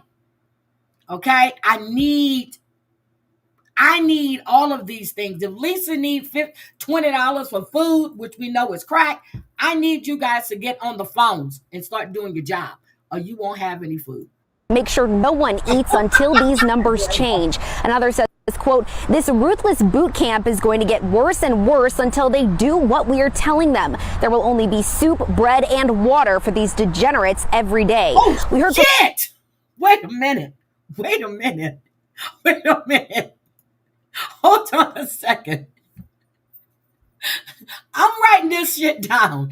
I need to know how to do this boot camp that I'm getting ready to start up. Okay, here we go. There will only be soup, bread, and water for these degenerates every day. We heard from advocates with Sanctum House, a sanctuary in Metro Detroit for survivors of human trafficking. Executive Director Karen Moore says victims are lured into this kind of trafficking over time, often by people they trust. In this case, it was their church leader. Maybe I'll get more money. It's a personal relationship. It's not the snatch and grab like you see in some movies. It's a slow grooming process. And for over 300 victims that we've served since we have opened, they've all gone willingly into the relationship. And Karen, as we've learned, these call centers raised millions that allegedly Taylor used to fund his own luxury lifestyle. We'll have much more on this coming up tonight at 5. Okay, so Noelle, I got a question for you, because I know going through those documents, we were learning a little bit more about the victims. Apparently, they were told to give some fake stories in order to get donations over the phone. What do you know about that? Yeah, that's right. According to this indictment, those victims were told to tell donors that their money would be going toward building wells in impoverished communities, and ironically to support victims of human trafficking when these victims themselves were being trafficked. All right. Thanks, Noelle. We appreciate it. By the way, you can find details of those text messages up on our website. Scan a picture of the QR code on your screen to read more, or you can head on over to clickondetroit.com. Hold on. Thanks for joining, and we start with disturbing new information into the cross-country conspiracy case that begins and ends with what was happening inside this building in Taylor. 2 church leaders are under arrest tonight, accused of using forced labor and laundering money to fund their lavish lifestyles. Take a look. This is David Taylor, and that's Michelle Brannon. They were taken into custody during a multi-state raid yesterday morning. Late this afternoon, Brannon made her first court appearance in connection to the case, and now we're getting our first look at text messages of the strong-arm tactics they were used and accused of using to make money. Let's get out to Noelle Friel. Noelle, you've been digging into the indictment. What did you find so far? Yeah, that's right. In text messages allegedly sent by Taylor to a church member, he threatens to deprive victims who are forced to work in the ministry's call centers of food and sleep if they fail to meet donation goals. Meanwhile, according to this indictment, victims were told to tell donors their money would be going toward building wells in impoverished communities or supporting victims of human trafficking. We just saw that. Tonight, we're digging deeper into the past of a man arrested in Durham as a part of a national human trafficking and money laundering investigation. Yeah, according to an indictment from Michigan, 53-year-old David Taylor, who's said to run Kingdom of God Global Church, forced people to work and serve him against their will. New information obtained by CBS 17 sheds light on some of the messages Taylor is accused of sending people he allegedly forced to work in call centers. One of those messages says, quote, "You'll have to raise $164,000 today. Each hour you fall behind, consequences will start," end quote. Nikki Miller with Shield, North Carolina, is working to prevent human trafficking.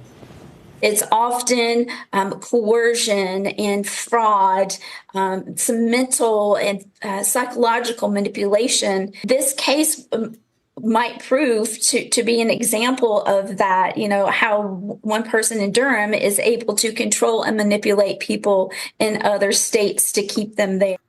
According to the Department of Justice, the church received $50 million in donations from the call centers. The FBI raided locations in Michigan, Texas, and Florida as part of the investigation. So far, one other person has been indicted. You can always get the latest information on breaking news by going to CBS. Okay, she's home. Hold on, let me drop the link, sister. Hold on. Let me drop the link.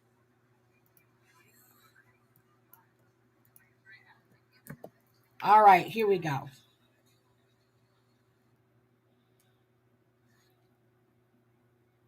All right.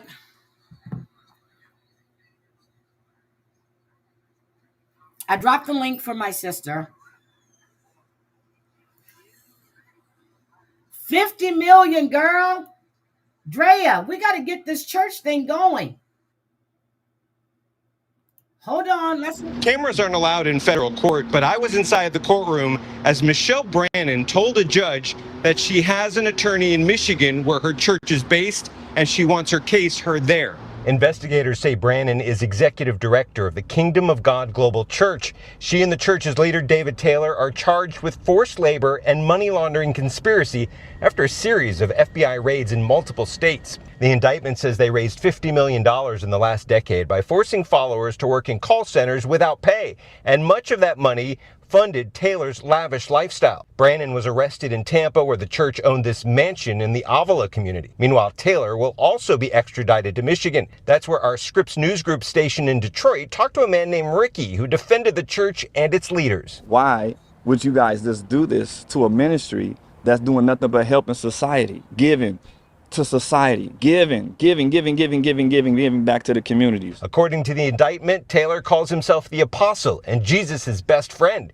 He also claims to have talked directly to God. Gospel singer Vicky Yohe claims she was in a relationship with Taylor and was one of many people taken advantage of by the church. I experienced firsthand the abuse, the lies, and the corruption of both of the individuals who were arrested today. Kyle Taylor has been speaking out against the church since meeting some of its former members. It was a lot of control, a lot of just terrible situations that was going on. It broke my heart to see people falling into this trap.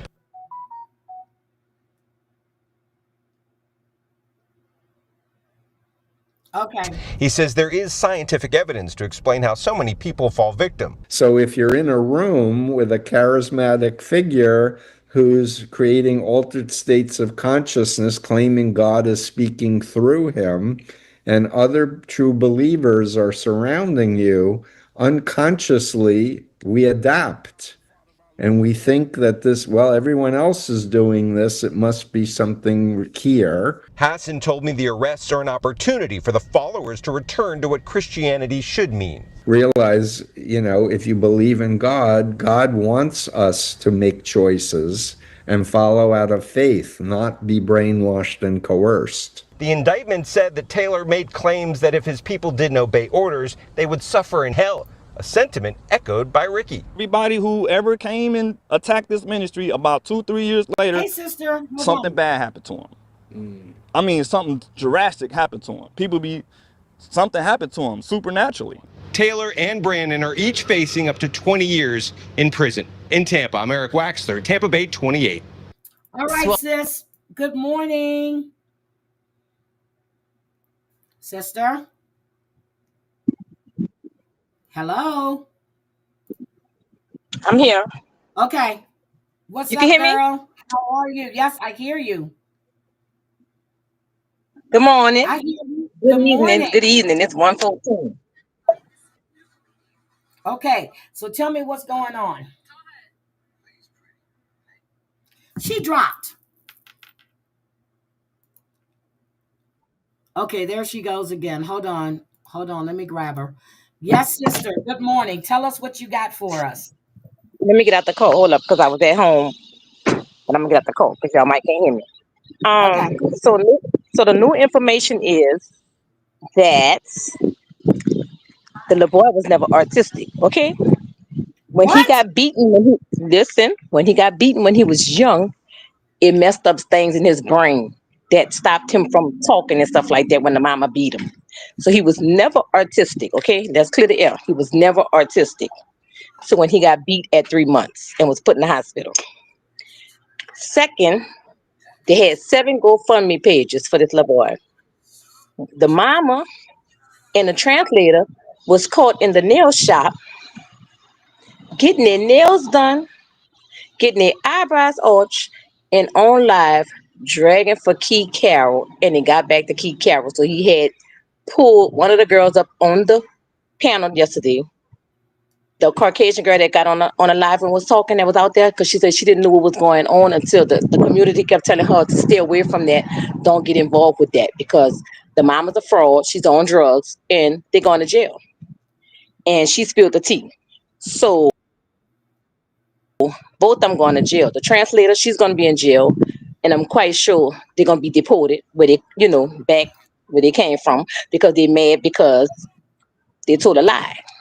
Now, the translator making up stories when she first came on and said that they had a white van going around picking up children. Then a coincidence, this little boy was missing. So y'all plotted this? So, yeah, gonna be a lot of arrests going on. Just believe that. So stay tuned to the channel, because some arrests gonna be Are going you on. serious? So they weren't saying. So I saw Channel 6 where they were talking about how she had beat this little boy when he was a baby. Do you think that causes autism? I don't know if that works like that or not. He wasn't autistic. That caused him to be unverbalized because he got beat so much Oh to the my brain, and he had severe brain damage when he was in the hospital and when she went to jail. He was never artistic. Oh my God. So I heard she went, why did she So have custody? See, CPS failing all of these kids. Why would they give her back this child? that's the part everybody trying to see and talk about and hold them accountability for this. Because first of all, she shouldn't have had this churn. Now these other churn that's at the house, they're saying that the little girl, she looked scared on the news talking. They say they're being abused too. So that's why she left from one house to another house, because the people in the neighborhood kept reporting Okay. her to CPS. Now, too, the place where they found him, isn't that where you guys were the day you were searching? Yeah, that's the day I zoomed in and told y'all look at the people in the boat right there. That's what we were searching at, and we called them over there. Exactly.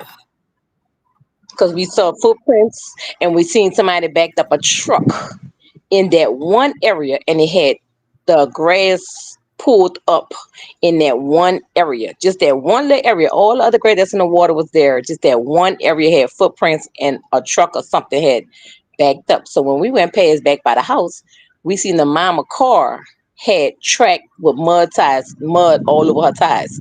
So we don't know if the detective was investigating that too. That's why they wasn't out there no more. But when it all falls down, they are going to jail, And she thinks she's here right now because she's gonna be there. That's what she's going. So they got 7 GoFundMe's up for her and the 7. translator to collect money. 7. So everybody that donated that's on the other panel, the show that I be watching, they're going back to GoFundMe and get their money back. People donated $500, $250. Girl, they're going to GoFundMe and get their money back. Do And you so think now it's being reported. Hold on. So I'm trying to get my money up in my church. So I was looking at David E. Taylor. He had a call center. So I told Drea she needs to get on her job. Chantel, you too. We need a call center because I'm going to need you guys to start getting people calling. And because we need to get some water for these villages and stuff. And yeah, so we need to get on our grind here. 2, do you think somebody dumped that child in the water?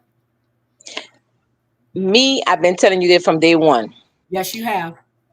That they had something to do with this little boy. Yep, you because have. ain't no way in the world, like they said, he had major trauma from an alligator. Alligator, they had 2, now mind you, they had 2 alligators in the water when they tried to get his body when he finally came up. They were just circling. They was just circling his body like they was guarding him. They never had then ate this boy or nothing. So if he died of Trump, how do they say the blunt force trauma. Force trauma. An alligator would have ate him up, right? But I don't After think the all these alligator days, likes fresh blood. Yeah, but they don't like they fresh don't blood. like And how fresh long have blood. you been in it?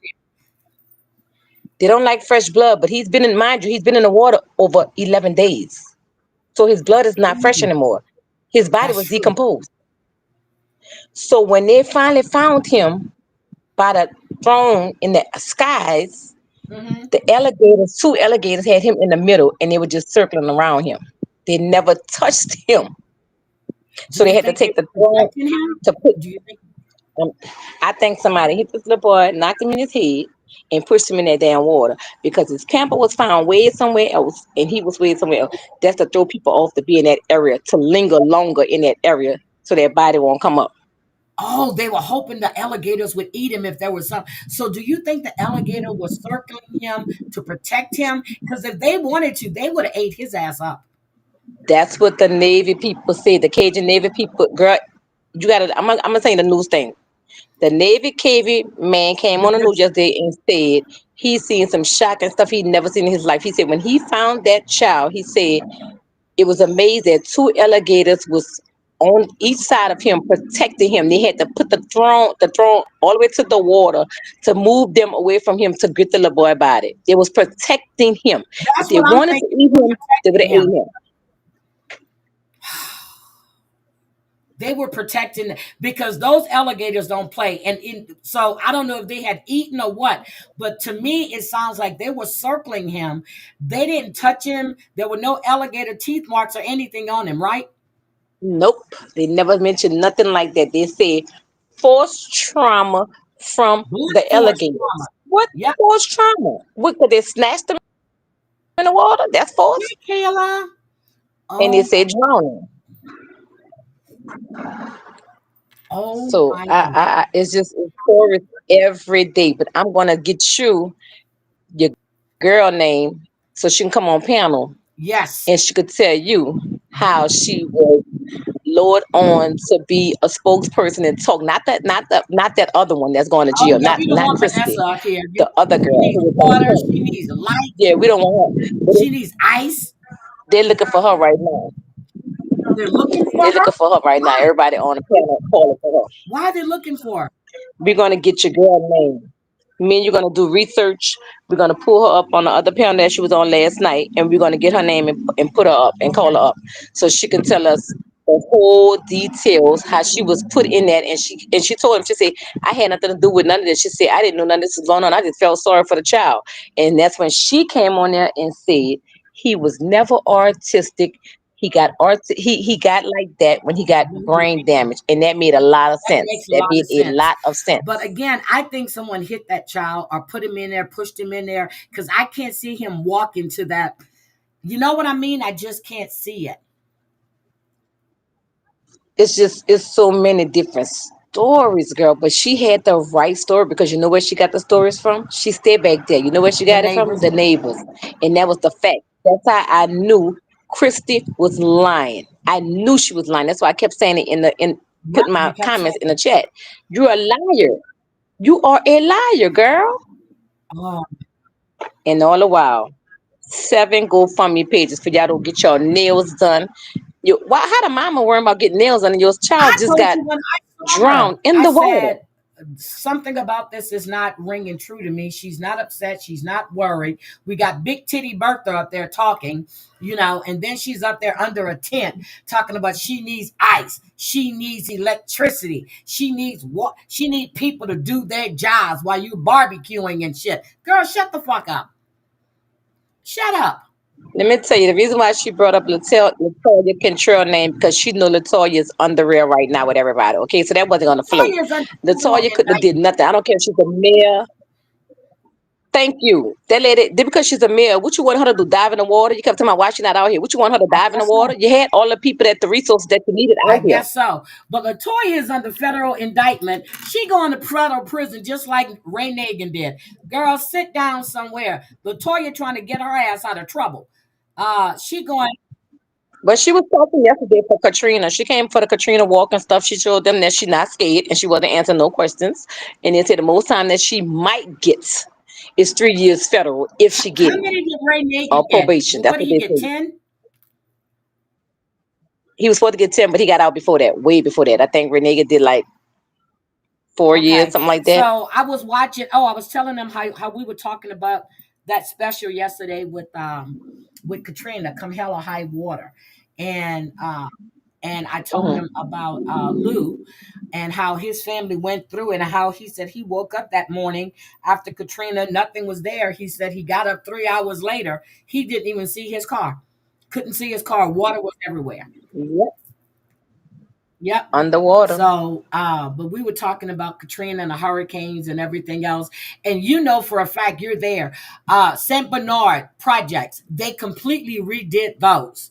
And people that were living there before couldn't afford to live there. They turned those into beautiful townhouses with the fans on the porch and everything. Oh, she dropped. I mean, just gorgeous. People that used to live in St. Bernard projects can't afford to live there anymore. It's rent by income. Lafitte is gone. Lafitte projects, they didn't rebuild any of that. None of that. So just think about all these people that lost their houses. And I'm going to say it again. If you guys didn't see Come Hell or High Water, you need to watch it. It's on Netflix. It's really, really good. Me, myself, I had to watch it in stages. Yes, sister. I went back to my car. Okay. So we had to watch it in stages. But I was telling him about St. Bernard projects, how they redid St. Bernard projects, and they're beautiful townhomes. People that used to But live you know, back. you forgot I was staying back there. No, but You they weren't forgot, projects. You were staying back there because you were working for them for a while. you That came was after. stayed there. You forgot. Yeah, she's not listening. My sister started working for them and she had housing provided for her at St. Bernard. These townhouses are gorgeous and they became rent by income. Okay. Back there they had you had Mercedes, you had Porsches back there. These people had beautiful cars. There's a big recreation center where they have a movie theater. It is completely changed back there. Um, all these people that used to live in St. Bernard projects. Let me see, can I pull up St. Bernard projects before and after? Hold on.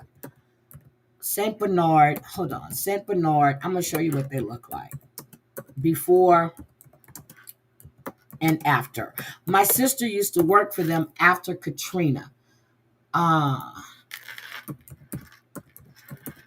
St. Bernard projects before and after Katrina. And I don't see her back again. I don't know what she's running back and forth to her car for. I have no idea. But let's see. Let me see if this would do it. Hold on, let me see this. Yep, got it. Hold on, let me show you. Hold on. Yeah, because you're not on your internet. Amasan reports years later, residents have differing views on Okay, these look changes. at. Okay, so this was St. B.W. Bernard. Cooper, St. Bernard, Lafitte, and C.J. Pete. I support demolition of the St. Bernard for reasons that includes health, safety, and for the future success and well-being of our next generation of children.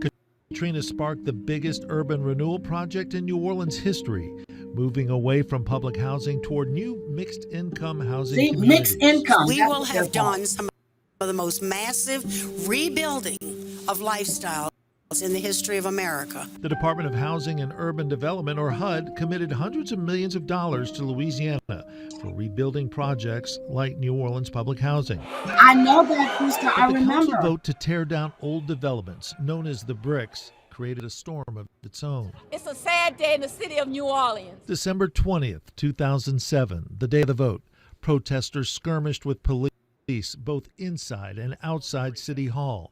What is it called now? It's they not say called that's St. not Bernard the case. anymore. If you look around, it's like a But here's how it quiet looks now. residential street, and the tenants we spoke with say that's made a difference. At one time, the Fisher development in Algiers contained more They than have 1,000 revamped units, all of including these. a 13-story high-rise. It's now been reduced to 326 units, which When you ride through the old area of the You old see how they tower, these are redid the these? Magnolia or the Melt People Queen. can't afford to stay back There's there. different spaces. They're newer. They Look at that. are easier for people to keep them up. They more personally felt like they Look owned how them. They gorgeous look these more things like are. Townhomes and condominiums than they did the brick. That's what they turned Surpass them and into. others say the redo has made the city more attractive and helped cut crime. But longtime public housing resident Babam Harton says developments like the old They've got Magnolia, ceiling fans on the porches. transformed into They are Harmony Oaks, gorgeous. making affordable housing less available for those in need. They tore down 1,500 units. Their demands and only came back up with So, 482. Some take a longtime tour. residents have fought for They years have to get back changed into public housing after being evicted. But that's just what happened after Katrina. I mean, they needed to come down. But what they did was turn these into housing that people can't afford to live in. This is how St. Bernard used to look. And I mean, there was a lot of drugs and shit back there too. But this is what St. Bernard used to look like. This is St. Bernard. This is what they used to look like. That's how they used to look. And then they changed them. And it's sad that they have put these people out of their housing and stuff. It's just horrible. But, everything has to change. That's why they flooded the area. Exactly. I don't know what St. Bernard is called now. I don't know. I don't think it's called St. Bernard anymore. But my sister used to work for them, and she had housing back there. And when I went there, and she goes, "Girl, this used to be St. Bernard." And I was like, "Are you kidding me?" And she says, "No, the townhomes, they are gorgeous, totally gorgeous." I was like, "Get the hell out of here." There's a recreation center. There's a movie theater. I mean, there's everything back there. But that's what they did. So they call regenification, okay? But anyway, I'm going to go. I love you guys. I really, really do. And I really wanted to show you the before and after pictures. But this is what they look like with the flooding. Hold on, let me just show you this. This is how they looked before they went in and did what they did. And, they were still finding bodies 3-4 months later. They were still finding bodies in the water. Okay. So that was St. Bernard. It's just sad. And I don't like to see this. But when I tell you guys that we were going to the spillway, that's over where the levees are. We used to go fishing and crabbing over there. So, Columbia. Okay, hold on. Let me show you what they look like right now. Hold on. That's the name of it. Hold on. COLUMBIAPARK. This is what they look like now. Oh, New Orleans. Hold on. New Orleans. Ah, come on.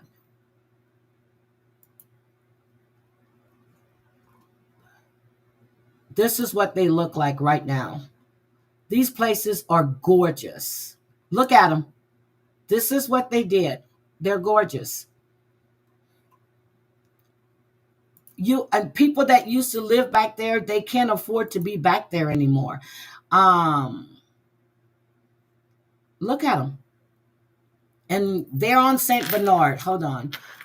St. Bernard. They sit on St. Bernard. Oh, Lord, I'm spelling it wrong. St. Bernard. They're gorgeous. These people can't afford to be back here anymore. They can't. Look at this. Look at the amenities. This is what they did to St. Bernard projects. People can't afford to live back. People that used to live back there, they can't afford it anymore. I think my sister, what did you have, sister? 3 bedrooms? You had 3 bedrooms, right? They're beautiful. People can't afford to live back here anymore. There's ceiling fans on the porch. The upstairs, the staircase is all wood, mahogany. The people that used to live back there, they can't afford it. They can't. And they have different designs, everything. Look at the amenities. They have rec rooms, everything. Look at this. They never had that. No, but these were projects. Yes. So my sister had a 3 bedroom. And when I got there, I was like, wait a minute. So hers looked like these. Looks like that. She had the upstairs and downstairs, and she had a big old fan on her porch. You sit outside, and I was like, oh my God. And I didn't realize I was right off of St. Bernard till I went walking. I said, shit, this is St. Bernard. It's ridiculous, but it is gorgeous back there. It really is gorgeous back there. So anyway, I'm out of here. You guys have a great day. And I didn't mean to stay on this long. Not at all. Guys, have a great day. I'm going to bring Lou on probably tomorrow. But I'm going to see about, I need to watch Platteville. What ward is that again? This is 7th ward. Yeah, too. So St. Bernard is 7th ward, right? Yeah, that's 7th ward. Yeah, St. Bernard is 7th ward. It's right off of St. Bernard. I mean, you come down the bridge and they're right there. They're right there. So that's 7th ward. 3603 St. Bernard. So let's see something. Let's go back here. When you come off 3603 St. Bernard, hold on. I mean, you're not too far from the French Quarter. St. Bernard Avenue. This is them. 3603 St. Bernard Avenue. There you go. Come down the bridge. It's right there. There's a seafood place over there. It is absolutely, see the bridge? This is St. Bernard.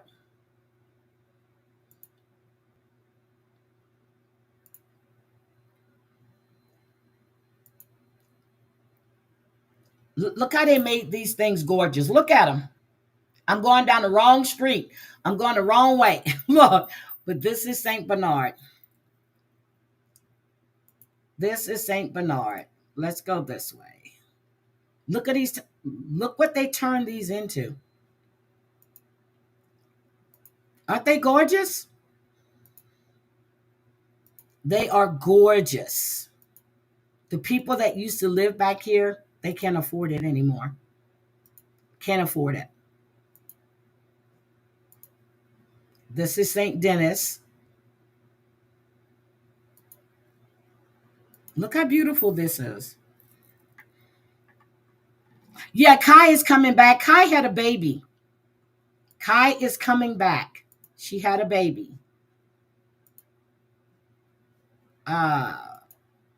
So Kai will be back. Isn't this gorgeous? Y'all taking a tour of New Orleans. This is the, yeah. I don't want to go down that street. Look, yeah. Look, we don't want to go down that street, but this is St. Bernard.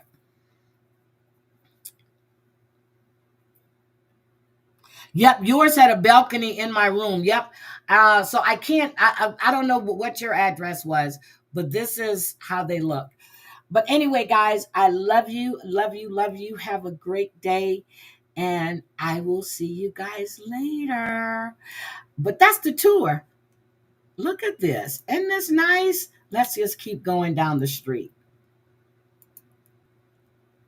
The seafood place is across the way.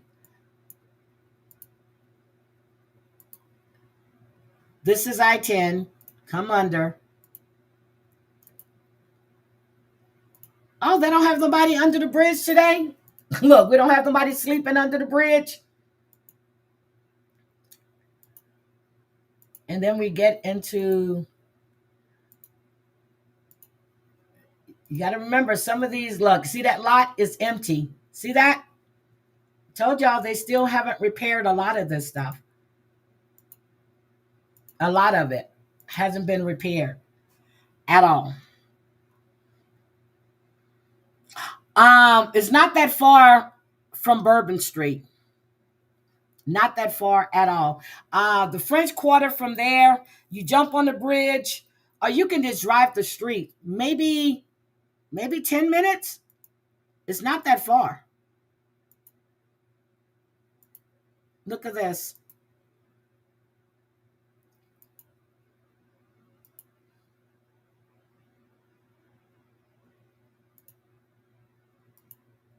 Look at that.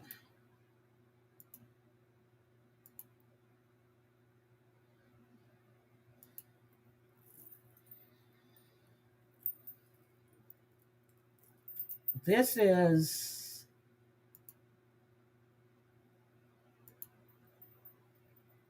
so anyway, New Orleans, 7th Ward. All right, guys, Epituro. That's the name of it. Epituro is the name of the street because it used to be London Avenue. Then they changed it to Epituro. It came to me. It just came to me. Epituro is the name of the street now. It used to be London Avenue in New Orleans. It used to be London Avenue. That's what it used to be called. And now it's called Epituro. Is what it's called. But this is, yep, see, St. Bernard is here. So this is, French Quarters is not that far. Metairie, it's my cousins, my uncles in Kenner. So they're all over the place. But that's it. But the name of the street is Epituro. It just came to me. They changed it from London Avenue to Epituro. That's the name of it. It went back to the French name. So I love you guys. Have a great, great, great day. And I will see you later. Someone should be going live somewhere, sometime. But I will see you guys later. Bye.